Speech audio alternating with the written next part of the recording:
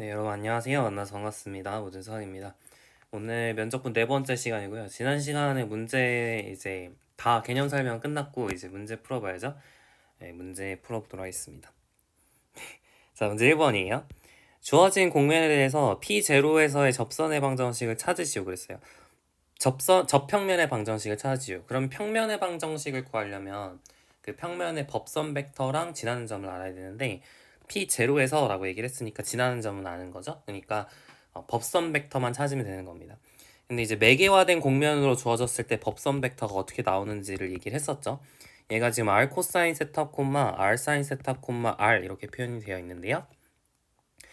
r 콤마 세타에서의 그 법선 벡터는 어떻게 나온다 그랬냐면 r하고 r 세타를 이제 외적한 게 바로 법선 벡터다라고 얘기를 했었죠. 자, 그러면 이 r 벡터를 이제 스몰 r에 대해서 편미분을 해볼게요. 그러면 코사인 세타 콤마 사인 세타 콤마 1 이렇게 되고 r 세타는 어떻게 되냐면 마이너스 r 사인 세타 콤마 r 코사인 세타 콤마 0 이렇게 되겠죠.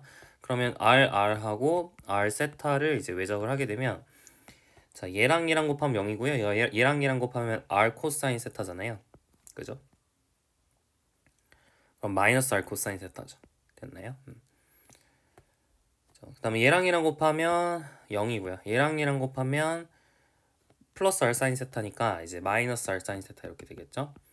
그 다음에 얘랑 곱하면 r 코사인 제곱, 얘랑 곱하면 r 사인 제곱이니까 r 이렇게 되겠네요. 이게 r 크로스 r 세타고요. 그러니까 이게 법선 벡터인 거죠. r 콤마 세타에서의 법선 벡터가 이렇게 주어집니다. 근데 지금 p0라는 점이 루트 2 콤마 루트 2 콤마 2로 주어져 있습니다. 그러면은 이게 루트이고 이게 루트이고 이게 2가 되도록 하는 r과 세타를 찾으셔야 돼요. 그럼 r은 2겠죠. r은 2고요. 그리고 세타는 뭘까요? 코사인 세타가 루트 2분의 1이어야 되고 사인 세타도 루트 2분의 1이어야 되는데 지금 우리 주어진 문제에서 범위를 보면 r은 0 이상 세타는 0부터 2파이까지로 되어 있거든요. 그럼 세타는 4분의 파이로 택하는 게 적절하겠죠. 그래서 r 크로스 세타는 어떻게 적을 수 있냐면 얘는 r은 2, 세타는 4분의 파이를 넣어주시면 마이너스 루트 2분의 1 콤마 마이너스 루트 2분의 1 콤마 2 이렇게 적을 수 있겠죠. 이게 법선 벡터입니다.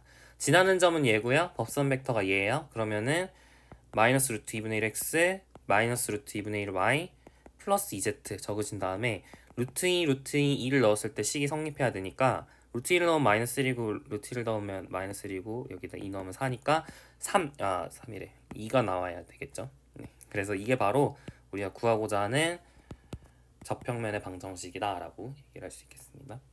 자, 2번 문제도 해볼게요. 자, rxy는 x, y, 마이너스 x제곱 이렇게 주어져 있고요. 법선 벡터는 어떻게 주어진다고요? rx 크로스 ry로 주어진다 그랬죠? 자, x에 대해서 편미분하시면 1, 0, 마이너스 2x고요. y에 대해서 편미분하시면 0, 1, 0이죠. 그러면은 rx 크로스 ry는 뭐냐면 얘랑 곱하면 0이고 얘랑 곱하면 마이너스 2x니까 빼주시면 2x죠. 그 다음에 얘랑 곱하면 0이고 얘랑 곱하면 0이죠. 가운데는 0이고요. 그 다음에 얘랑 곱하면 1이고 얘랑 곱하면 0이니까 1 이렇게 적을 수 있겠네요. 이게 바로 이제 법선 벡터입니다. 자, 그러면은 지금 지나는 점을 뭘로 해야 되냐면 1, 2, 마이너스 1로 해야 되니까 x는 1이고 이게 이제 y인 거죠. 그죠? 그죠? 그래서 법선 벡터는 어떻게 주어지냐면 x가 1이니까 2, 0,1 이렇게 주어지겠네요. 이게 법선 벡터고 이게 지나는 점이에요. 자, 그럼 2x 플러스 z 이렇게 적어주신 다음에 1, 2, 마이너스 1을 대입했을 때 성립해야 되니까 1 이렇게 적어주시면 되겠네요. 그죠? 그래서 2x 플러스 z는 1이 바로 우리가 구하고자 하는 접평면의 방정식이다 이렇게 찾으실 수 있겠습니다. 여기까지 됐고요. 자, 이제 문제 2번 보겠습니다. z는 루트 x제곱 플러스 y제곱 z는 0부터 2까지고요. 얘로 생긴 그릇, 이 모양으로 생긴 그릇, 그러니까 원뿔이죠. 원뿔 모양으로 생긴 그릇이 있는 거예요. 이렇게 생긴 그릇이 있고요. 0부터 2까지 이렇게 그릇이 있고요. 이랬을 때 무게밀도가 W인 밀도가 W인 거예요. 네, 밀도가 W인 그런 물이 액체가 담겨 있습니다. 이때 액체의 압력에 의해서 그릇의 일부인 곡면 S에 작용하는 힘이 여러분이 구체적으로 이제 유도할 수도 있어요. 사실 우리 교재에서는 유도하는 것도 연습 문제거든요. 근데 이제 제가 물리학적 문제에 그렇게까지 여러분 강조를 할 필요가 없다 생각해서 그냥 네, 결론을 적었습니다. 결론은 뭐냐면 더블 인테그랄 S에 대해서 WE-Z D 시그마로 주어진다. 이게 결론이에요. 네, 구하는 건 이제 얘를 구해보자. 뭐 이게 끝입니다. 곡면 S는 뭐죠? 얘죠. 얘가 이제 곡면 S예요. 그러니까 이거에 대해서 얘를 그냥 계산해봐라. 그냥 그런 얘기예요. 그러니까 약간 활용처럼 제가 내본 문제고 뭐 딱히 엄청난 뭐 그런 게 있는 건 아닙니다. 자, 그러면 곡면 S를 여러분이 이제 써볼 수 있겠죠. 곡면 S를 뭐 x, y, 루트 x 제곱 플러스 y 제곱 이렇게 적어 볼까요? 네, 그렇게 적어 봅시다. 곡면 S를 rxy 이렇게 적고 x좌표는 x고 y좌표는 y고 z좌표는 루트 x제곱 플러스 y제곱이죠. 네, 이렇게 한번 적어보겠습니다. z가 0부터 2까지 변하는 거기 때문에 x제곱 플러스 y제곱은 4까지 변한다고 생각할 수 있겠죠. 이 곡면에 대해서 얘를 적분한다 이렇게 생각하시면 돼요. 자, 그러면 x제곱 플러스 y제곱이 4 이하인 범위에서 w 곱하기 2 마이너스 루트 x제곱 플러스 y제곱을 적분하는 거죠. 지금 d 시그마가 뭐냐? d 시그마는 루트 fx 제곱 플러스 fy 제곱 플러스 1의 da가 되는 거죠. 지금 그래프니까. 맞죠? 네, 그래서 이 친구를 x에 대해서 편미분한 것이 많이 했었는데 그죠? 루트 x 제곱 플러스 y 제곱분의 x니까 제곱해 주시면 x 제곱 플러스 y 제곱분의 x 제곱이고요. 얘는 x 제곱 플러스 y 제곱분의 y 제곱이고 그럼 더하면 2가 되었었죠. 그죠? 그러니까 루트 2 da 이렇게 됩니다. 얘를 계산하면 돼요. 루트 2 dx dy 얘를 계산하면 됩니다. 자, 그러면 구면 극좌표계로 표현했을 때 간단하죠. 영역 자체도 극좌표계로 표현했을 때 쉽고 피적분 함수도 극좌표계로 표현했을 때 쉬우니까 극좌표계로 변환하는 게 제일 적절해 보여요. 자, 그러면은 r은 0부터 2까지 변하는 거고 세타는 0부터 2파이까지 변하는 거고 그리고 네 안쪽에 있는 피적분 함수는 루트 2w에 e-r 이렇게 되고요. 그 다음에 dx dy는 r dr d세타 이렇게 적을 수 있겠죠. 루트 EW는 상수 취급하실 수 있고요. D세타 따로 R 따로 해도 괜찮은 지금 상황이죠. 그래서 0부터 2파이까지 1D세타 해주시면 2파이니까 2 루트 EW 파이 이렇게 적어볼게요. 0부터 2까지 E-R, RDR 2R 빼기 R 제곱의 DR을 해주시면 되는 거죠. 네, 그러면은 2 루트 EW 파이 그 다음에 R 제곱 빼기 3분의 1 R 세제곱 해주시고 R에다가 2 넣은 거에서 0 넣은 거 빼면 됩니다. 그러면 4 빼기 3분의 8을 하면 3분의 4니까 3분의 8 루트 2 W 파이 이렇게 쓸 수 있겠죠. W는 상수라고 생각하고 지금 풀고 있는 거예요. 이렇게 구할 수 있겠습니다. 좋습니다. 자, 문제 3번 볼까요? 네. 계집합 오픈셋, 오픈 리전이랑 똑같은 말입니다. 네, 그렇게 신경 쓸 필요는 없고요. 그 영역에 대해서 미분 가능한 함수, 여기서 정의된 미분 가능한 함수 z는 fxy의 그래프로 이루어진 곡면 G, 곡면 G가 그러니까 z는 fxy인 거예요. 이것의 법선과 그 다음에 z축이라고 하면 k 벡터를 가져왔다고 볼 수 있죠. 0, 1. 그러니까 얘와 얘와의 사이각이 세타다. n과 k가 이루는 각도가 세타다. 지금 이렇게 되어 있는 상황이에요. 그러면은 내적했을 때 뭐가 나와야 될까요? 이런 공식 아시죠? 이게 x 벡터 내적 y 벡터는 x 벡터의 크기, y 벡터의 크기의 코사인 세타잖아요. 그죠? 그러니까 n 벡터도 지금 유닛 노멀 벡터라고 생각을 하면 크기가 1이고 k 벡터도 k도 유닛 벡터죠. 0,1이니까 크기가 1이잖아요. 그러니까 n과 k가 이루는 각을 세타라고 했을 때 코사인 세타로 나옵니다. 맞아요? 그래서 n 내적 k가 지금 코사인 세타다라고 생각할 수 있어요. 여기까지 괜찮죠? 어려운 거 없죠? 네, 좋아요. 이런 식으로 주어져 있는 상황에서 이제 보여야 되는 게 뭐냐면 증명해야 되는 게 뭐냐면 더블 인테그랄 g에 대해서 코사인 제곱 2분의 세타 ds가 2분의 1 sg 플러스 2분의 1 at임을 보이는 게 목표입니다.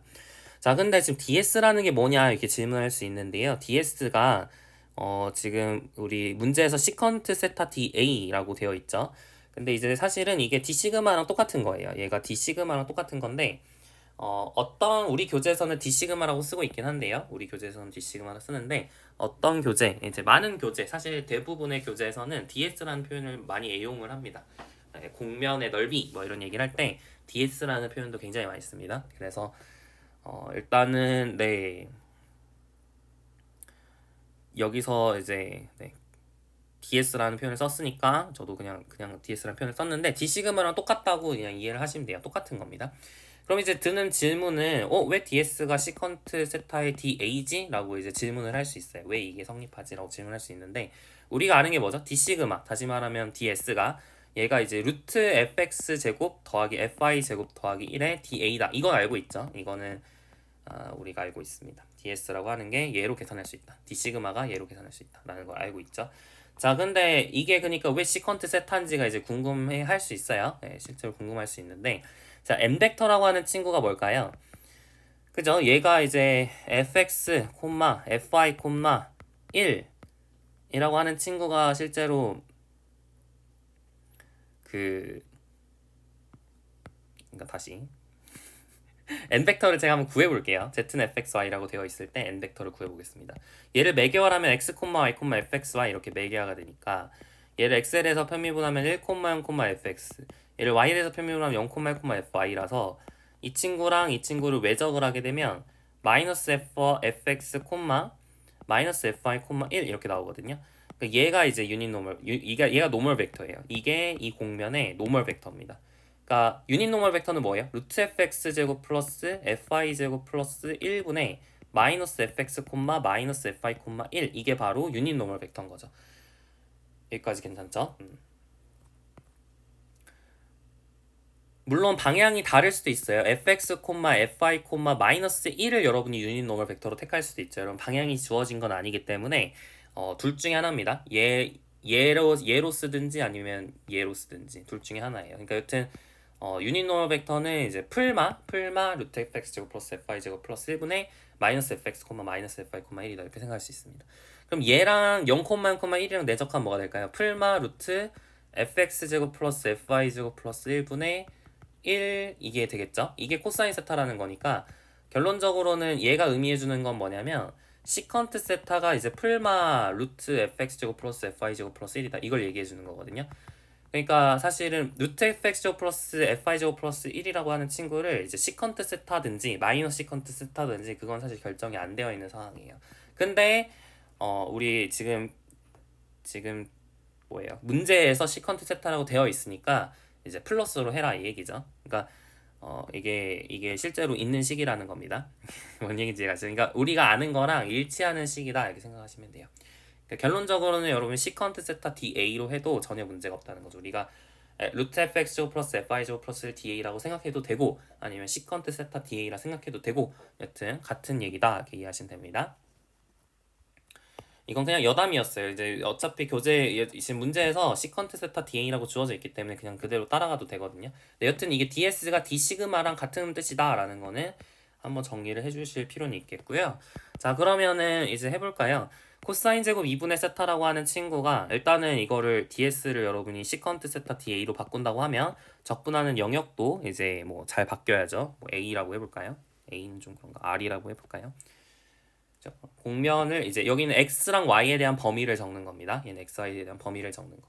이거는 x랑 y랑 z에 대한 어떤 관계식을 여기다 적는 거죠. 그러니까 조금 그 모양새가 다르기 때문에 이제 사실은 그 알파벳도 좀 다르게 적어줄 필요가 있어요. 여튼 자, 그래서 이제 코사인 제곱 2분의 세타를 이렇게 하시면 되죠. 그러니까 네, 얘랑 이제 같은 거고요. 같은 거고. 얘는 이제 우리가 구해야 되는 거니까 좀 지워볼까요? 네, 그래서 식을 변형을 해서 이제 오른쪽 우리가 원하는 등식을 찾아보려고 합니다. 자, 이제 얘를 계산하면 되는데 코사인 제곱 2분의 세타는 반값 공식을 적용하고 쉽게 생겼죠. 2분의 1 플러스 코사인 세타 이렇게 적으시고 시컨트 세타 DA 이렇게 적을 수 있을 것 같아요. 자, 그러면은 더블 인테그랄 R에 대해서 2분의 1은 앞으로 끌어내볼까요? 2분의 1 앞으로 끌어내면 시컨트 세타 플러스 1 DA인 거잖아요. 그죠? 그러면은 2분의 1에 대해서 더블 인테그랄 R에 대해 시컨트 세타 DA 하고 2분의 1 더블 인테그랄 R에 대해서 1 DA 이렇게 나눠서 쓸 수 있겠죠. 근데 이 친구가 DS잖아요. D 시그마 이게 DS죠. 그리고 이건 그냥 넓이죠. 얘는 공면의 넓이죠. 그러니까 왼쪽에 있는 거는 2분의 1 SG, G의 넓이가 되겠고요. 그 다음에 이 친구는 이제 R의 넓이. 여기서는 D라고 하는 게 좀 적절하겠네요. D에서 정의가 되어 있습니다. D라고 쓸게요. D가 좀 더 적절해 보입니다. 그러니까 xy에 해당하는 범위가 지금 d에 대한 범위죠. d가 xy에 해당하는 범위죠. xy가 지금 d에서 있는 거니까 xy에 해당하는 범위는 d라고 적는 게 좀 더 적절하겠죠. 그래서 r보다는 d라고 쓰는 게 좀 더 적절할 것 같아요.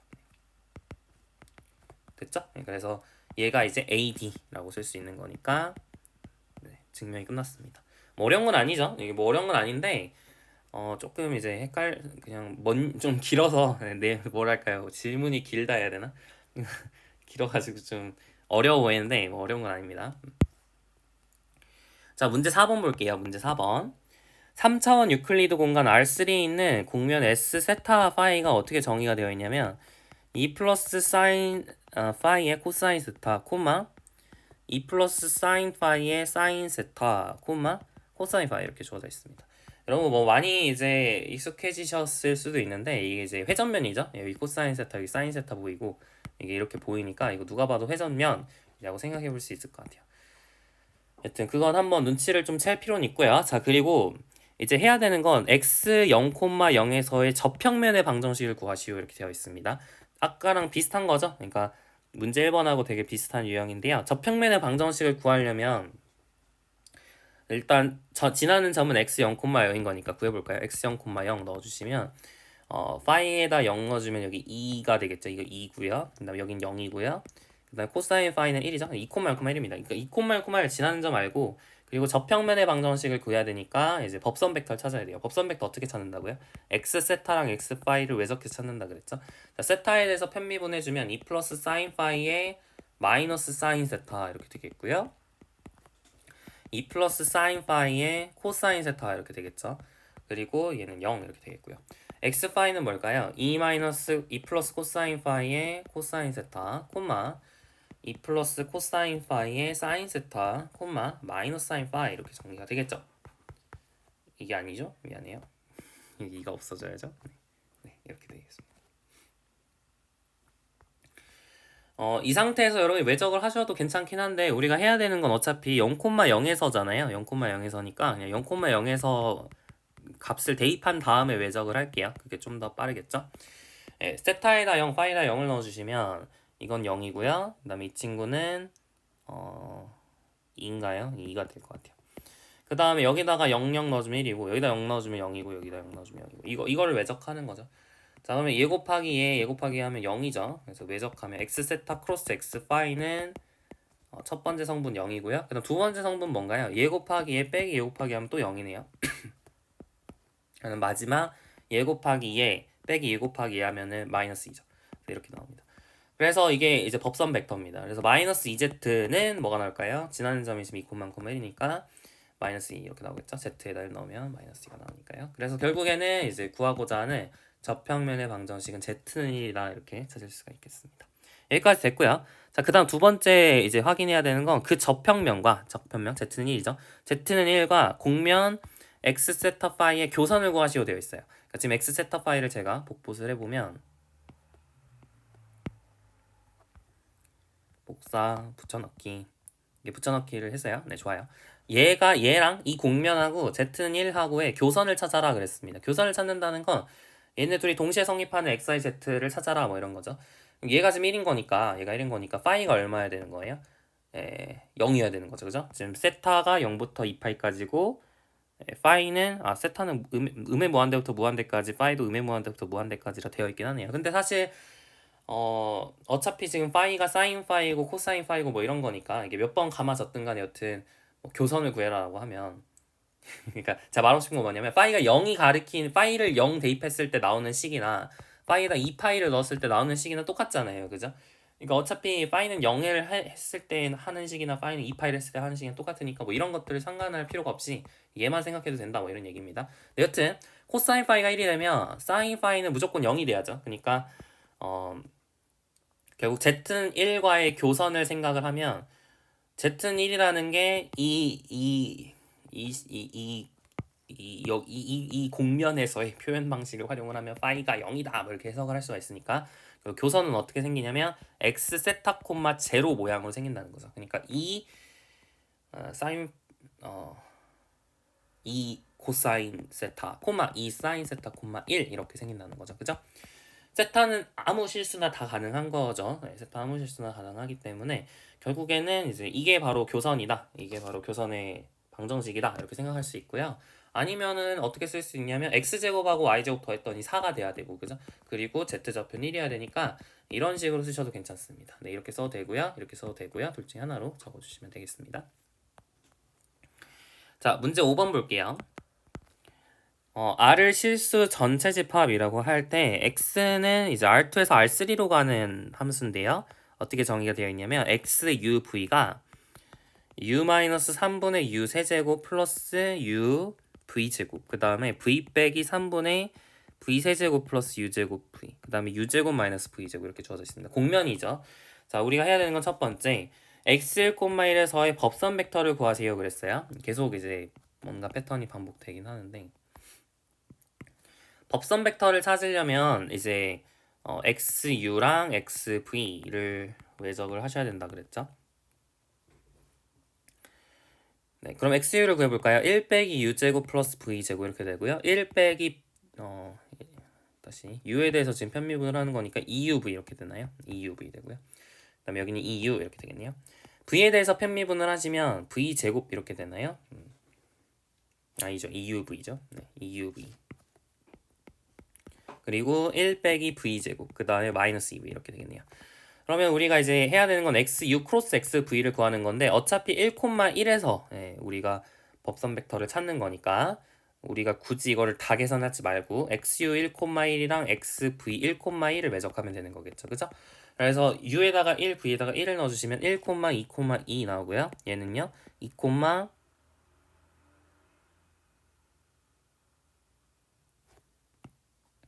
이게 아니죠. 플러스 u제곱 여기가 마이너스 2b. 네, 그래서 이제 1, 2를 넣어주시면 여기 1이고요. 여기 마이너스 2고요. 그래서 얘를 외적하면 됩니다. 얘네 둘을 외적하면 돼요. 자, 이거 곱하기는 마이너스 하고 이거 곱하기는 마이너스 2니까 마이너스 6 이렇게 나오겠죠. 그 다음에 얘 곱하기 얘는 마이너스 2, 얘 곱하기 얘는 4니까 마이너스 6 돼가지고 6 이렇게 나오겠네요. 맞죠? 네. 그 다음에 얘 곱하기 얘는 1이고 얘 곱하기 얘는 4니까 마이너스 3 이렇게 나오겠죠. 그래서 이게 이제 법선 벡터라고 생각할 수 있고요. 사실은 뭐 법선 벡터를 구하라고 했고 뭐 그게 뭐 노멀라이제이션을 해야 된다. 그러니까 단위 벡터로 만들어야 된다. 그런 얘기는 없으니까 그냥 얘로 하셔도 되고요. 아니면 굳이 단위 벡터로 만들고 싶으면 얘 크기가 얼마냐면 루트 6제곱 더하기 6제곱 더하기 3의 제곱을 해주면 이게 9가 나옵니다. 9. 그래서 9로 나눠주셔서 마이너스 2, 2, 마이너스 1에다가 3분의 1 취한 거 얘로 이제 하셔도 되고요. 아무거나 괜찮습니다. 여튼 이게 이제 법선 벡터라고 생각할 수 있고요. 그래서 이거에서 구한 법선 벡터를 법선 벡터를 지금 찾았잖아요. 근데 제가 이제 분수 있는 거 별로 안 좋아해서 그리고 숫자가 너무 크면 안 예쁘니까 n은 그냥 마이너스 2, 2,1로 놔볼게요. 이렇게 놔볼게요. 괜찮죠? 이렇게 놔보겠습니다. 이 벡터를 xy 평면으로 정사형을 시킬 거예요. 이 벡터를 xy 평면으로 정사형을 시킵니다. 그것을 뭐 어떻게 놔볼까요? x라고 해볼까요? 정사형을 시켰다는 건 xy 평면으로 정사형했다는 건 z 성분이 0이 됐다는 거죠. 그러니까 마이너스 2, 0이 된 거예요. 얘랑 얘가 이루는 각을 알파라고 하자. 얘랑 이루는 각을 알파라고 하자. 그랬을 때 코사인 알파를 구하시오 그랬어요. 코사인 알파는 어떻게 계산되나요? 그죠? n 벡터 내적 x 벡터를 n 벡터의 크기하고 x 벡터의 크기로 나눠주면 끝이죠. 자, 계산해 볼게요. n 벡터랑 x 벡터랑 내적해주면 4 더하기 4가 되니까 8이 나요. 8이 되죠. 그 다음에 n 벡터의 크기는 3이고요. x 벡터의 크기는 2루트이죠. 그래서 결국에는 이제 2루트 2 나누기 3. 네, 얘가 정답이 되겠습니다. 여기까지 괜찮죠? 네, 그래서 이런 식으로 우리가 공면의 면적분에 대해서 이제 열심히 문제를 풀어봤습니다. 네, 좋아요. 이제 면적분은 마무리가 되었습니다. 이제 다음으로 이제 드디어 스토크스 정리와 발산 정리에 대해서 얘기를 해보도록 할게요.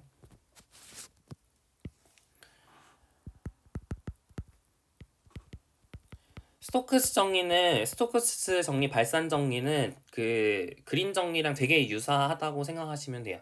그래서 그린 정리를 좀 잘 기억을 하고 오셔야겠죠? 혹시 까먹으셨으면 다시 복습을 하시고 스토크스 정리라고 하는 친구는 어떤 거라고 생각할 수 있냐면 우리 그린 정리에서 그린 정리가 이제 이거였잖아요. phi c에 대해서 f 내적 t ds라고 되어 있는 것을 뭘로 계산할 수 있다 그랬냐면 컬F 내적 K라고 하는 순환 밀도였죠. Circulation Density를 이 C의 내부에서 인테리어 오브 C라고 써도 괜찮을까요? 여기서 이제 적분을 해준 거나 마찬가지다 라고 얘기를 했어요. DS라고 쓰면 이게 작은 S죠? 작은 S. 여기는 DA 뭐 이렇게 쓸 수 있겠죠. 이렇게 계산할 수 있다 라고 얘기를 했었고 뭐 한 가지 더 있었지 이거 말고 F 내적 NDS라고 하는 친구가 더블 인테그랄 뭐 인테리어 C에 대해서 C 내부라고 쓰는 C의 내부란 의미예요. C의 내부에서 divergence of F 혹은 네 얘를 이제 접근해 주는 거다 이렇게 놨었는데 이게 두 가지 형태가 있었죠. 근데 이 둘 중에서 누가 스토크스 정리랑 닮은 거냐면 이 위에 있는 게 스토크스 정리랑 닮은 거고요. 얘가 스토크스 정리 처음에 우리가 할 거 스토크스 정리랑 닮은 친구고 여기 아래 있는 친구가 이제 다이버전스 theorem 발산 정리 뒤에서 나오는 발산 정리랑 이제 비슷한 형태다라고 생각할 수 있어요. 이제 여튼 이게 이제 인트로덕션이라고 생각하시면 됩니다. 그래서 결국 스토크스 정리는 이제 물리학적으로 어떻게 해석할 수 있냐면 순환 밀도를 적분해서 얻을 수 있다. 뭐 이게 이제 스토크스 정리의 기본적인 내용이거든요. 순환 밀도를 적분해서 얻을 수 있다라는 건데 뭐 그게 어떤 적분인지 잘 모르겠지만 여튼 이중 적분이에요. 여튼 순환량을 순환 밀도를 통해서 이제 적분해서 계산할 수 있다라는 게 스토크스 정리인데요. 이 친구의 이제 기본적으로 그럼 순환 밀도가 뭔지를 생각을 해야 되잖아요. 이제 3차원 공간상에서 순환 밀도를 이제 얘기를 해야 됩니다. 순환 밀도를. 우리는 2차원 공간상에서 순환 밀도는 우리가 얘기를 했는데 3차원 공간상에서 순환 밀도가 무엇인가에 대해서 얘기를 할 필요가 있어요. 그죠? 자, 3차원 공간상에서 어떻게 여러분이 이제 곡선이 있다고 생각을 해볼게요. 이 곡선을 따라서 뭔가 이렇게 순환을 하고 있을 수 있죠. 여러분 순환이라고 하는 건 3차원 공간상에서도 정의가 되는 개념이었습니다. flow라고 하는 거, circulation이라고 하는 개념은 3차원 공간상에서도 정의가 되었습니다. 순환 밀도는 우리가 2차원 공간상에서만 얘기를 했지만 3차원 공간상에서도 순환량이라고 하는 건 정의가 되었었단 말이에요. 그죠? 그러면 이렇게 순환을 한다는 것이 이제 밀도라는 것은 어떻게 우리가 생각할 수 있을까라고 이제 질문을 던질 수 있는데 사실 그게 양만 중요한 게 아니다라는 걸 조금만 생각해 보면 알 수가 있어요. 양만 중요한 게 아니라 사실 순환을 하는 방향도 중요하거든요. 뭔 뜻이냐면 여러분이 이렇게 XY 평면과 평행하게 이렇게 원 모양으로 회전하는 거나 똑같은 뭔가 회전인데 약간 이런 식으로 XZ 평면과 평행하게 회전하는 거랑 이게 좀 완전 다르죠? 이렇게 회전하는 거, 이렇게 회전하는 게 완전 달라 보입니다. 그러니까 사실은 회전을 한다는 것 자체도 이제 얼마나 회전하는가 밀도도 중요할 수 있지만 사실 방향도 굉장히 중요하거든요. 그러니까 XY 평면과 평행하게 이렇게 회전을 하고 있는 거랑 XZ 평면과 평행하게 회전하고 있는 거랑 좀 다른 취급을 해야 됩니다. 그래서 그냥 일반적으로 이렇게 회전을 하고 있는 얘의 순환 밀도를 어떻게 우리가 이제 벡터장 F가 막 이렇게 공간상에 막 이렇게 분포해 있는데 이 곡선을 따라서 이제 회전을 하는 어떤 밀도를 우리가 어떻게 정의를 할 거냐면 X좌표 따로 Y좌표 따로 Z좌표 따로 이렇게 세 개로 분류를 해서 할 건데요. 이 친구는 YZ 평면과 평행하게 도는 양이라고 생각하면 됩니다. 얘는 XZ 평면과 평행하게 도는 양이라고 생각하면 되고요. 이 친구는 XY 평면과 평행하게 도는 양이라고 생각하면 돼요. 이게 무슨 뜻이냐면 XY 평면과 평행하게 도는 양이라고 하는 게 무슨 뜻이냐면 이 친구를 XY 평면으로 정사형을 시킵니다. XY 평면으로 정사형을 시켰을 때 우리가 이제 이거는 2차원 평면상에서 회전을 하고 있는 상황이니까 순환 밀도라는 것을 생각해 볼 수 있겠죠. 맞죠? 순환 밀도를 생각을 해볼 수 있겠죠. 그래서 2차원상에서 여러분이 벡터장이 라지 F가 만약에 m, n, l 이렇게 표현이 되어 있으면 2차원 XY 평면으로 정사형을 시켰을 때 F는 어떻게 생겼냐면 m, n, 0으로 생겼을 거 아니에요. 그러면은 2차원 m, n에 대해서 우리 순환 밀도를 어떻게 우리가 계산을 했었냐면 dn, dx 빼기 dm, dy로 계산을 했었죠. 이것을 우리가 이제 z 성분에다가 적어줄 겁니다. 아시겠죠? 이 z 성분은 xy 평면과 수직인 k 벡터를 에다가 이제 약간 상수배를 해준 느낌이라 볼 수 있겠죠. 정이니까 그렇게 받아들이시면 되고요. 그래서 YZ 평면도 뭐 똑같이 여러분 YZ 평면으로 정사형을 시키면 그러니까 이쪽이죠. 이쪽으로 이렇게 정사형을 시키면 어떻게 되나요? 예, x가 사라지고 n하고 l이 남잖아요. 얘를 가지고 우리가 순환밀도를 생각을 해보면 dl dy 빼기 dn dz 이렇게 됩니다. 그리고 xz 평면도 정사형을 시키면 m, 0, l 이렇게 되는 거니까 dm dz 빼기 dl dx 이렇게 쓸 수 있거든요. 그래서 이 친구가 바로 이제 컬 f라고 하는 약간 순환 밀도 비슷한 친구. 공간상에서의 순환 밀도는 이제 이런 식으로 정의한다고 생각하시면 돼요. 실제로 순환 밀도라 부르진 않고요. 이제 컬이라고 합니다. 회전 벡터, 회전 이렇게 부르게 되는데 정의를 해볼게요. 데피니션. 자, f를 여러분이 m, n, l이라고 해보겠습니다. 벡터장이에요. m, n, l 이렇게 벡터 필드를 이제 생각을 해보겠습니다. 그랬을 때 the curl vector of f is curl 벡터, 회전이라고도 부릅니다. 벡터라는 말은 생략을 하기도 해요. 이거는 이제 뭐냐면 curl f 이렇게 쓰기도 하고요. 델 크로스 f 이렇게 적기도 하는데 얘는 뭐냐면 dl dy 빼기 dn dz 콤마 dm dz 빼기 dl dx 콤마 dn dx 빼기 dm dy 이렇게 됩니다. 이거 좀 외우기가 힘들어 보이죠? 그래서 외울 수 있는 방식이 이제 이 방식인데 이걸로 외우시면 조금 편하게 외울 수 있는데요. 얘가 뭐냐면 델이라고 하는 친구를 뭐라고 이해하냐면 d dx d dy d dz로 이해를 하겠습니다.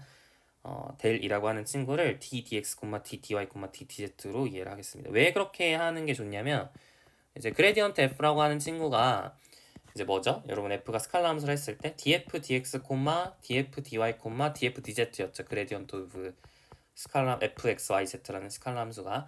그러면은 얘를 약간 f를 뭔가 분배 법칙처럼 이렇게 꺼낼 수 있어 보이잖아요. 이거는 이제 엄밀한 얘기가 아니라 그냥 표기법에 대한 얘기예요. 얘를 이렇게 쓸 수 있을 것 같잖아요. 그래서 얘를 이제 델이라고 이제 우리가 같은 걸로 인식을 한다는 얘기죠. 여튼 델을 여러분이 ddx, ddy, ddz로 이해를 하게 되면 그럼 얘랑 외적을 하면 실제로 얘가 나옵니다. 해볼까요? 자, ijk 쓰시고 ddx, ddy, ddz 이렇게 쓰시고 mnl 이렇게 쓰시면 자, 첫 번째 성분 얘 곱하기 얘 빼기 얘 곱하기 얘를 하면 얘가 나오죠. 그죠? 그리고 얘 곱하기 얘 빼기 얘 곱하기 얘 한 다음에 마이너스 붙이면 얘가 나오고요. 그리고 얘 곱하기 얘 빼기 얘 곱하기 얘 하면 얘가 나오죠. 그러니까 여러분이 이거 이렇게 외우셔도 괜찮아요. 이것이 좀 더 이게 되게 이제 외우는데 효과적인 방식이다. 그렇게 생각할 수 있어요. 알겠죠? 그래서 일단 물리학적 의미는 그냥 이제 약간 회전 밀도를 구하는 것이다. 이렇게 생각을 하시는 게 제일 좋아 보여요. 회전 밀도라, 그러니까 2차원상에서 회전 밀도를 이제 확장한 개념이구나 이렇게 생각을 하시고 순환 밀도를 확장한 개념이구나 이렇게 생각하시고 이제 용어를 순환 밀도로 하지는 않죠. 왜냐하면 벡터니까. 그래서 회전이다 이렇게 컬 이렇게 부른다고 이제 이해를 하시면 되겠습니다. 자, 그러면은 이제 문제를 통해서 한번 계산을 해볼게요. 계산 연습을 좀 해볼게요. 예제 1번입니다. 자, f가 지금 x제곱 빼기 z, x2의 z제곱, xy 이렇게 주어져 있는데요. 이 친구의 회전을 구해보도록 하겠습니다. 컬 f를 구해볼게요. 얘를 어떻게 구한다고요? 델 크로스 f로 구한다고요. 그죠? 그러니까 i, j, k 하시고 d, dx 이거를 좀 간단하게 dx 이렇게 적어도 괜찮을까요? 이것도 많이 쓰는 표기거든요. d, dx라고 하는 거를 이렇게 dx 이렇게 쓰기도 합니다. 네. 그리고 이제 dy, dz 이렇게 제가 써볼게요. 그리고 여기 있는 거를 그대로 적어주시면 돼요. x제곱 빼기 z, x2의 z제곱, xy 이렇게 적어주시고 얘를 이제 계산을 하시면 됩니다. 자, 해볼게요. 이 친구 곱하기 이 친구 한다는 건 y에 대해서 편미분하라 얘기예요. 그러니까 x입니다. 그 다음 빼기 자, 이 친구 곱하기 이 친구 하나 얘기는 z에 대해서 편미분하라는 얘기입니다. 그래서 x2의 z제곱 이렇게 되는 거죠. 자, y 성분도 찾아볼까요? 이거 곱하기 이걸 하나 얘기는 x에 대해서 편미분하라 얘기니까 y가 됩니다. 나중에 마이너스 붙일 거라 이렇게 쓸게요. 그 다음에 얘 곱하기 얘 하라라는 거는 z에 대해서 편미분하라 이거니까 마이너스 1이니까 빼면 플러스 1이겠죠. 그래서 이렇게 됩니다. 좋아요. 그 다음에 마지막 얘 곱하기 얘 하면은 x에 대해서 편미분하라 이거니까 2의 z제곱이죠. 그죠? 그리고 빼기 그 다음에 얘 곱하기 얘 하면은 y에 대해서 편미분하라 이거니까 0이죠. 그래서 이렇게 사라집니다. 결론 얘는 이제 x 마이너스 x 2의 z제곱 콤마 마이너스 y 마이너스 1 콤마 0 이렇게 적을 수 있겠네요. 이게 바로 컬 f가 됩니다. 여러분이 좀 해보셔서 느끼실 수도 있는데 사실 이게 벡터장 이쪽에 있는 이 친구들이 약간 그 벡터장이 크로스드 벡터 필드냐라는 거를 판별할 때 이제 있었던 식이랑 굉장히 닮았다라고 생각해 볼 수도 있어요. 실제로 굉장히 깊은 관련이 있는데 그거는 나중에 이제 리마크로 나중에 얘기를 해보고 일단은 이제 계산 연습만 좀 해볼게요. 자, 그 다음 이제 유제 1번 보겠습니다. 주어진 벡터장의 회전이 0임을 보이시오 그랬어요. 자, 1번 볼게요. 자, f는 2x, 2y, 2z 이렇게 주어져 있고요. 이 친구의 회전을 구하고 싶습니다. 자, 컬 f를 구하고 싶어요. 자, 해볼게요. I, J, K 하시고 dx, dy, dz 그 다음에 ex, ey, z 얘를 보면 되죠. 얘를 보면 됩니다. 자, 해보면 얘 곱하기는 0이죠. 왜냐면 y에 대해서 편미분하면 ez를 y에 대해서 편미분하면 0이니까. 그 다음에 얘 곱하기 얘 해도 0이에요. ey를 z에 대해서 편미분하면 0이니까. 그러니까 첫 번째 성분 0입니다. 근데 이제 다 똑같아요. 이쪽도 z를 x에 대해서 편미분하면 0이고요. 그 다음에 ex를 z에 대해서 편미분하면 0이죠. 그러니까 두 번째 성분도 0이고 마지막 EY를 X에 대해서 편미분하면 0이고요. EX를 Y에 대해서 편미분하면 또 0이거든요. 그러니까 다 0이죠. 그래서 컬 F는 0이다. 찾을 수 있어요. 자, 두 번째는 그레디언트 오브 X, Y 제곱, Z 세제곱이라고 하는 이 벡터장의 회전이 또 0임을 보여야 될 건데 해볼까요? 자, 이거는 X에 대해서 편미분하면 Y 제곱, Z 세제곱이죠. 그리고 두 번째로 이제 Y에 대해서 편미분하면 EX, Y, Z 세제곱이죠. 그 다음에 Z에 대해서 편미분하면 x, y 제곱의 z 제곱의 3배 이렇게 되겠죠. 이 친구의 컬을 구해봅시다. I, j, k 그 다음에 dx, dy, dz 그 다음에 y 제곱 z 세제곱, 2xy z의 세제곱, 3xy 제곱 z 제곱 이렇게 되겠네요. 자, 그러면은 이제 앞에서부터 계산을 해볼게요. 자, 이거 해주면 6x, y에 대해서 편미분 하는 거니까 6xyz 제곱이고요. 그 다음에 이거 해주면 6xyz 제곱이죠. 그러니까 이게 지워지죠. 그 다음에 얘 곱하기 얘 해주시면 x에 대해서 편미분 하는 거니까 3y 제곱의 z 제곱이고요. 그 다음에 이거 곱하기 이거 해줘도 3y 제곱 z 제곱이죠. 여기다 마이너스 붙여야 되죠. 근데 여튼 0이네요. 그 다음에 얘 곱하기 얘 하면은 2yz의 세제곱이고요. 그 다음에 얘 곱하기 얘 하면은 또 2yz 세제곱이죠. 그래서 다 0입니다. 0,0,0. 그래서 컬 F가 0이에요. 이게 그레디언트라는 게 우연의 일치가 사실 아니라고 생각해 볼 수 있어요. 사실은 이제 다시 보면 컬 F가 어떻게 생겼냐면 이렇게 생겼잖아요. 근데 이게 0이 된다라는 게 무슨 뜻일까요?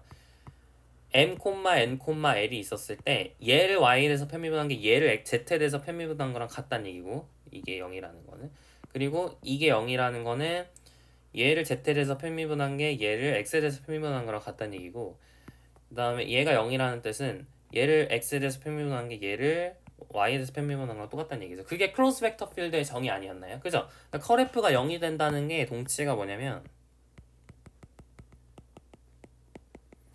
F is a closed vector field 이거예요.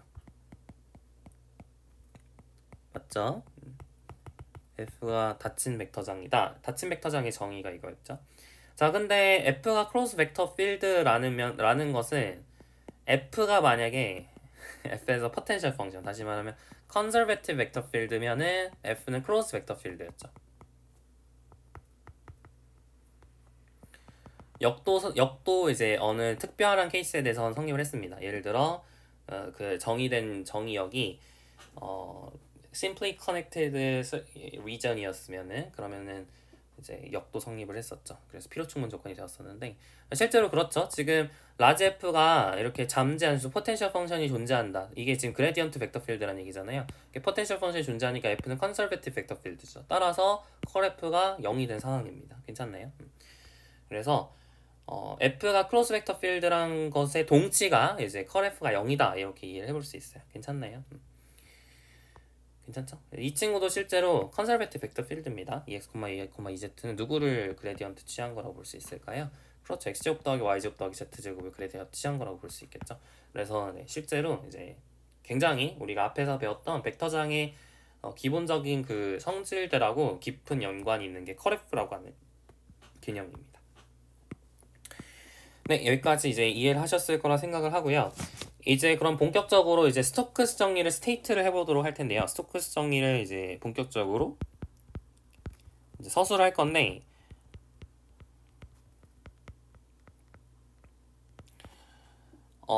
조금 복잡하게 생겼고 좀 여러분이 알아야 되는 것도 꽤 있어요. 그래서 조금 헷갈리니까 집중해서 잘 들어보시기 바랍니다. 자, 기본적으로 이제 그림 정리에서 우리가 무슨 얘기를 했었냐면, 여러분이 평면상에서 어떤 순한 양을 구하고 싶으면, 평면상의 곡선을 따른 순한 양을 구하고 싶으면 순한 양이라고 하는 것은 뭐랑 똑같다? 그죠? 안쪽의 영역에서 순한 밀도를 적분한 거랑 똑같다. 그게 바로 이제 그림 정리였죠. 근데 그게 3차원 공간상에서는 어떻게 우리가 생각할 수 있냐면, 3차원 공간상에서 어떤 공면을 줍니다. 공면을 이렇게 줘요.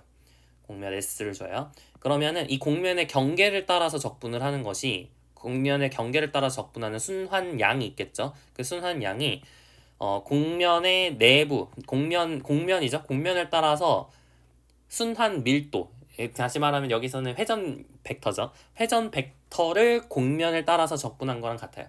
회전 벡터는 벡터장이잖아요. 벡터 필드잖아요. 그래서 그 공면 S에 대한 벡터장의 면적분을 하는 거나 같습니다. 그게 스토크스 정리의 전부거든요. 자, 그럼 해볼게요. S에 대한 조건이 조금 있는데, let S be a piecewise smooth oriented surface. 벡터장의 선적분을 하려면은 방향이 정해져 있어야겠죠. 벡터장의 선적분은 방향이 정해져 있는 공면에 대해서 우리 하기로 했습니다. 그래서 piecewise smooth oriented surface에 대해서 얘기를 할 거고, piecewise smooth하다는 게 무엇이냐? 이건 좀 이따 얘기를 할게요. 자, having a piecewise smooth boundary curve C. 그러니까 경계는 약간 곡선으로 주어져 있고, 곡선인데 이제 피스와이스 스무스하다. 곡선이 피스와이스 스무스하다는 건 무슨 뜻인지 얘기를 했었죠. 네. 그거는 어떤 거였냐면, 그냥 스무스한 커브들이 이렇게 조각조각 이렇게 연결되어 있는 것을 피스와이스 스무스 커브라고 얘기를 했어요. 어쨌든 경계가 이게 피스와이스 스무스 커브로 생긴 그런 피스와이스 스무스한 오리엔티드 서페스를 S라고 하자. 여기서 S가 우리 피스와이스 스무스다라는 게 뭐냐면, 무슨 뜻이냐면, a surface is piecewise smooth if it is a finite union of smooth surfaces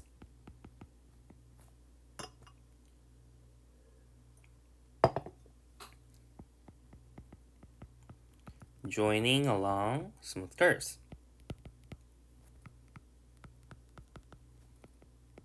이게 이제 piecewise smooth의 정의입니다. 그러니까 뭔 뜻이냐면, 스무스 서페스들이 이렇게 있잖아요. 스무스 서페스들이 막 이렇게 있는데, 이게 이제 경계가 이게 막 겹쳐 있는 부분이 이렇게 있으면, 이런 겹쳐 있는 경계가 약간 스무스 커브들에 의해서 약간 겹쳐 있으면 돼요. 그러니까 어떤 것들까지 허용을 한다는 얘기냐면, 뭐 정육면체 있죠. 정육면체 혹은 직육면체. 이런 것들이 이제 스무스하진 않잖아요. 경계가. 그러니까 이런 공면이 이제 그 직육면체의 겉면을 생각을 하면, 얘네들이 피스와이즈 스무스 서페스는 아니에요. 얘는 피스와이즈 스무스 서페스 스무스 서페스는 아니죠. 얘가 스무스 서페스는 아니지만 피스와이즈 스무스한 건 맞아요. 왜냐하면은 이제 얘네들이 이런 스무스한 친구들, 이런 정육면체, 직육면체들, 직사각형들은 다 스무스하잖아요. 그런 직사각형들이 이렇게 연결이 되어 있는데, 연결이 되어 있는 이런 어떤 경계가 되는 그런 곡선들이 지금 스무스한 곡선이죠. 직선은 스무스하잖아요, 그죠? 네, 그래서 뭐 이런 것들까지 허용을 하겠다, 뭐 이렇게 생각하시면 됩니다. 아시겠죠?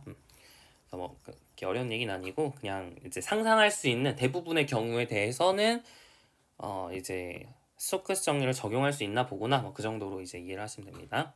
대신에 오리엔테이션은 있어야겠죠, 그죠? 자, 그 다음에 let f를 이제 m, l 이렇게 다 볼게요.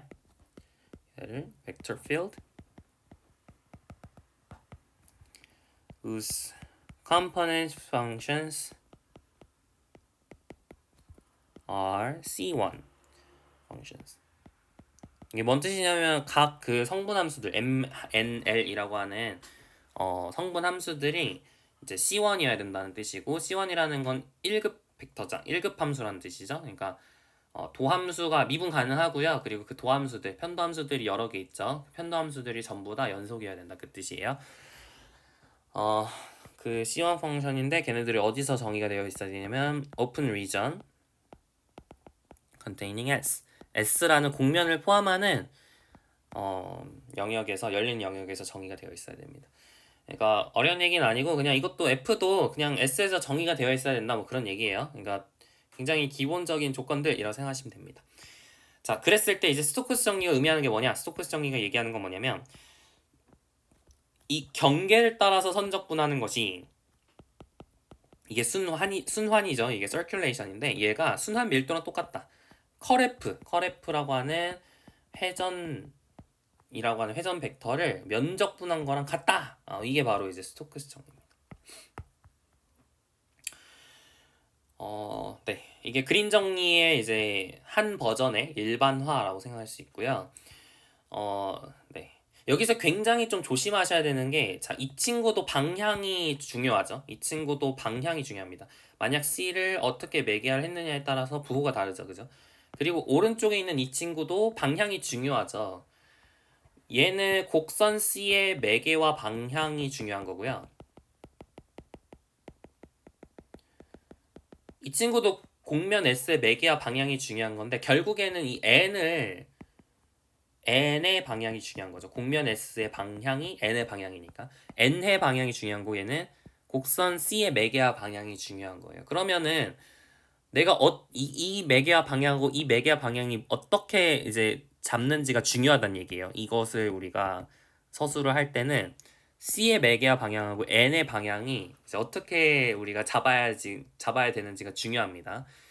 자, 어떻게 잡아야 되냐면, 여러분, 곡선 C가 이렇게 있으면, 곡선 C가 이렇게 지금 여러분 뭐 반시계로 돌고 이런 게 없죠. 지금 이거는 3천 공간상에서 회전을 하고 있는 거니까 반시계로 돌고 이런 거 없습니다. 여러분이 만약에 곡선 C를 그냥 임의로 이렇게 한번 매개화를 해봤다고 생각을 해볼게요. 그러면은 곡면의 이제 방향은 어떻게 정해야 되냐면, 이쪽으로 여러분이 오른손으로 이거를 따라서, 이 곡면을 따라서 여러분이 네 손가락을 이렇게 감아준다고 생각을 해보세요. 이렇게 네 손가락을. 그러면 엄지가 이제 이쪽을 가리키잖아요. 약간. 그래서 이쪽이 약간 N 방향이다, 이렇게 생각하시면 돼요. 그러니까 이렇게 C가 돌고 있으면 그 C가 도는 방향을 네 손가락으로 잡으시고,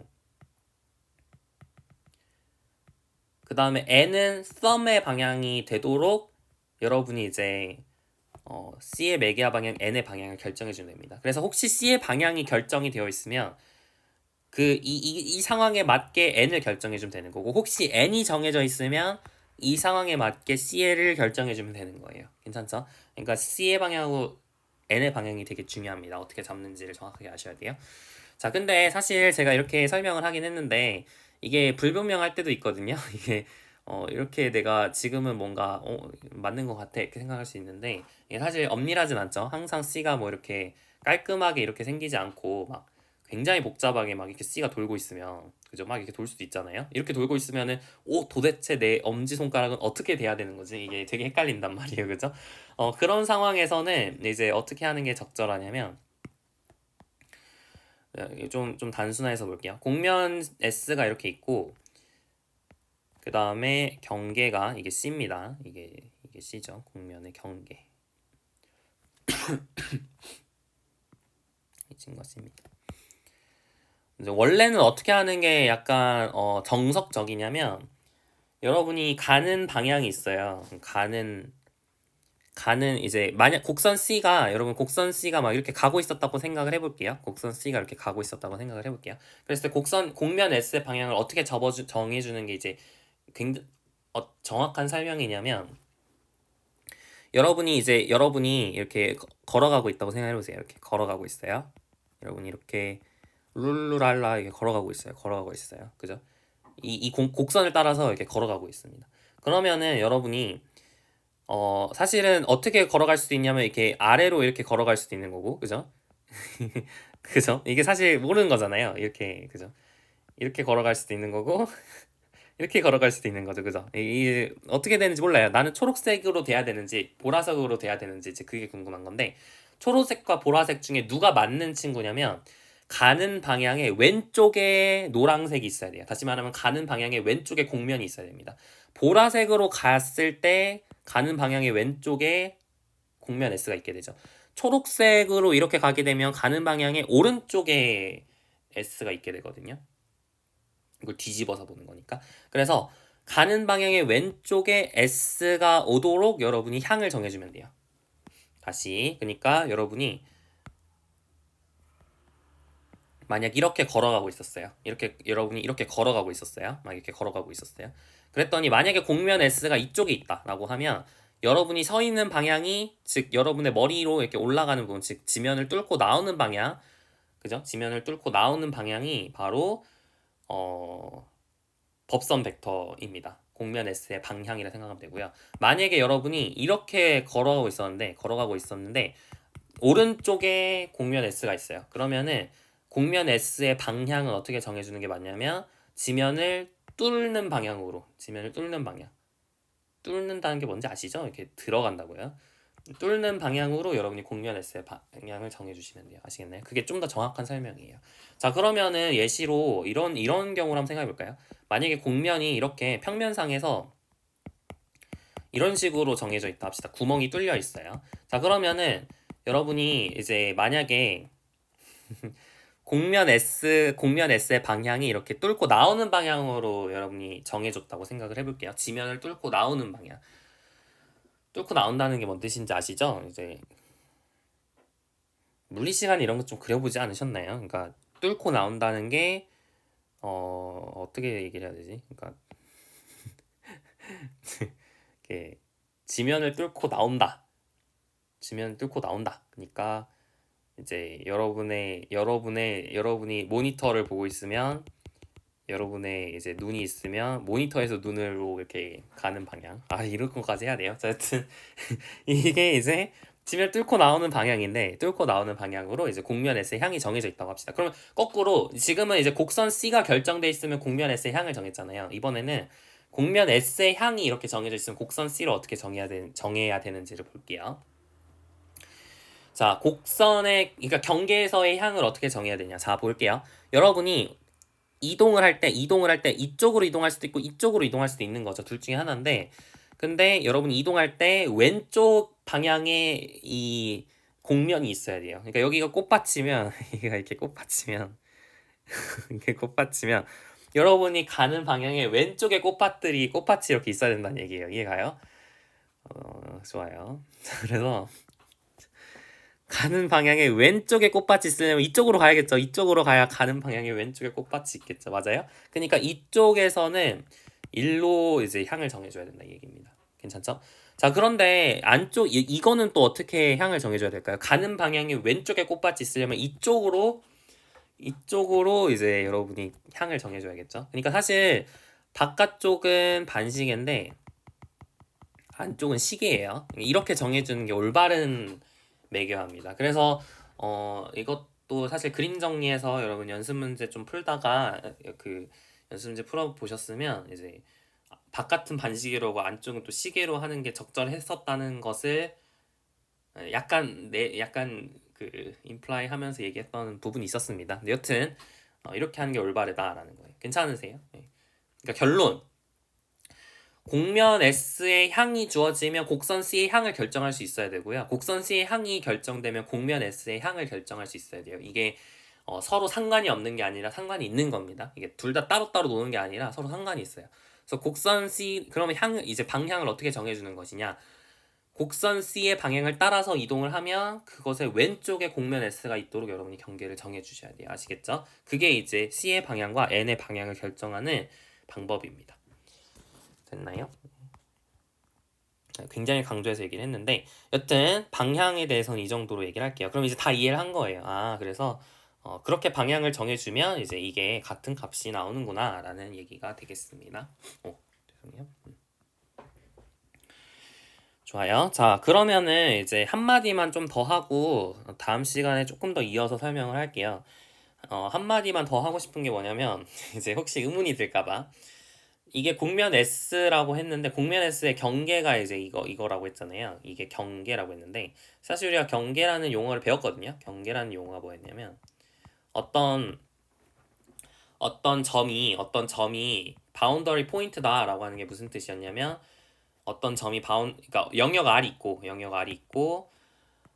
그 어떤 점이 바운더리 포인트라는 게 이제 정의가 뭐였냐면 그 점을 포함하는 오픈볼이 있어서 그러니까 모든 오픈볼이죠. 그 점을 포함하는 모든 오픈볼들이 R에 실제로 속하는 점도 있고 R을 삐져나오는 부분도 있다. 속하는 점도 있고 삐져나오는 부분도 있으면 우리가 바운더리 포인트라 부르기도 했거든요. 근데 사실 그런 정의대로 하게 되면 이 친구도 바운더리인 것 같죠. 왜냐면은 S를 포함하는 오픈볼을 잡았을 때 그 오픈볼에 대해서 삐져나오는 부분도 있고 실제로 있는 부분도 있잖아요. 그죠? 그렇죠? 공면 S가 이렇게 3차원 공간상에 있었을 때 삐져나오는 부분도 있고 실제로 S에 속하는 부분도 있죠. 그러니까 사실은 이렇게 공면을 잡게 되면 모든 점이 바운더리 포인트 아니냐? 이렇게 생각할 수 있어요. 그래서 약간 이게 바운더리라는 게 되게 이상해 보이는데? 라고 생각할 수 있는데요. C가 그러니까 S의 바운더리라 하기가 애매한 거 아니냐? 이렇게 질문할 수 있어요. S 바운더리는 S인 거 아닌가? 이렇게 생각할 수 있는데 여기서의 바운더리는 그 우리 앞에서 정했던 바운더리랑 좀 다른 바운더리입니다. 그러니까 정의 자체가 좀 달라요. 용어는 똑같은 걸 쓰지만 정의가 좀 다릅니다. S의 바운더리라고 하는 것을 우리가 이제 많이 DS 이렇게 표현을 하는데요. DS라고 이제 많이 표현을 하는데 얘의 이제 의미는 이제 궁금하시면 뭘 찾아보면 되냐면 boundary of a manifold with boundary를 찾아보시면 돼요. 여튼 이런 용어가 있고요. 매니폴드 위에서 바운더리는 이제 기본적으로 바운더리라는 게 이제 약간 할프 플레인하고 호메모픽하게 생긴 친구를 그 점 주위에서 할프 플레인 평면의 절반하고 이제 비슷하게 생긴 호메모픽하게 생긴 친구를 우리가 바운더리 포인트라고 얘기를 하게 되는데 여튼 뭐 이런 개념이 있어요. 이런 개념이 또 있고 그 개념을 활용해서 이제 바운더리를 정의를 할 수 있고요. 그래서 앞에서 배웠던 바운더리랑 조금 다른 바운더리다. 정의 자체가 좀 다르다. 이렇게 이해를 하시면 됩니다. 그냥 여담이에요. 이건 알 필요는 없고 그냥 여담으로 혹시 궁금하실까봐 얘기를 한 거고요. 이거는 뭐 다변세 석학 시간에 할 수도 있고요. 미분계학 시간에 할 수도 있고 여튼 네. 여튼 나중에 만나볼 수 있는 기회가 있으면 만나볼 겁니다. 여튼 네. 그래서 좀 스테이트먼트를 좀 길게 설명을 했는데 그래서 결론은 뭐냐? 순환량을 순환밀도로 적분해서 얻을 수 있다. 그래서 이제 네 방향 조심해라 뭐 이런 얘기를 계속 강조를 했습니다. 다음 시간에 이제 좀 활용해서 연습 문제들을 좀 풀어보도록 할게요. 그래서 이제 실제로 이제 되는지 한번 계산도 해보고 그 다음에 활용은 또 어떻게 되는지에 대해서 얘기를 해보고요. 그리고 증명을 원래는 해야 되잖아요. 근데 증명을 안 할 겁니다. 증명이 교재에서 폴리헤드럴 서페스에 대해서 뭐 대충 증명을 해놨다 하는데 네. 여튼 뭐 다음 시간에 좀 더 설명을 해드릴게요. 오늘 여기까지만 하고요. 다음 시간 이어서 하겠습니다. 수고하셨습니다.